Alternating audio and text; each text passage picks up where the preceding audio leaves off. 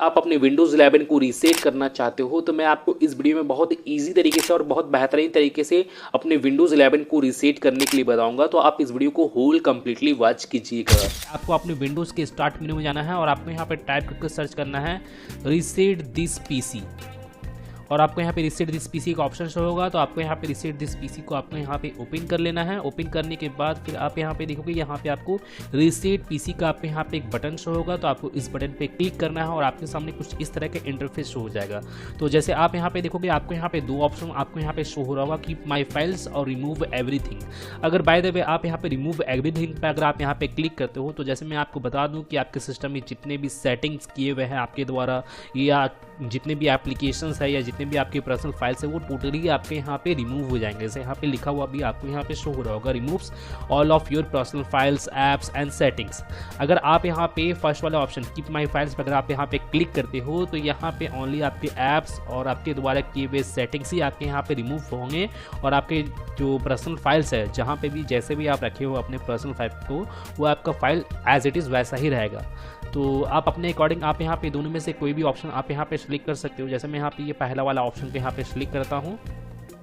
Select करने के बाद फिर आपको यहाँ पे कुछ सेकंड आपको यहाँ पे जरा वेट करना है। वेट करने के बाद अब आप यहाँ पे देखोगे यहाँ पे आपको दो ऑप्शन होगा। तो यहाँ पे आपको ये सेकंड वाले ऑप्शन पे आपको यहाँ पे क्लिक करना है, लोकल रीइंस्टॉल पे आपको यहाँ पे क्लिक करना है।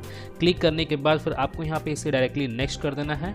नेक्स्ट करने के बाद यहाँ पे कह रहा है ये है कि आपको यहाँ पे अपने चार्जर को कनेक्ट करना होगा अपने लैपटॉप से। अगर आप यहाँ पे लैपटॉप यूज़ कर रहे हो तो जैसे मैं यहाँ पे अपने चार्जर को कनेक्ट कर लेता हूँ अपने लैपटॉप से।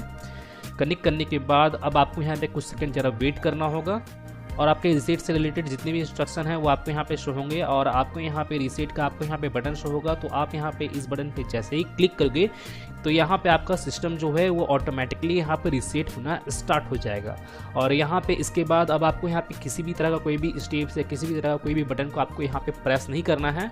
अब आपको अपने सिस्टम को या अपने लैपटॉप को कुछ आवर्स के लिए आपको यहाँ पे एज इट इज़ वैसा ही छोड़ देना है और आपका जो सिस्टम है या आपका लैपटॉप है वो ऑटोमेटिकली यहाँ पे रीसेट हो जाएगा। और जैसे मैं आपको बता दूँ कितने लोग का रीसेट होने में 1 आवर का भी टाइम लगता है, कितने लोग को 2 आवर का भी टाइम लगता है, कितने लोग को 3 आवर 4 आवर तक का भी टाइम हो जाता है, 5 आवर तक का भी टाइम हो जाता है।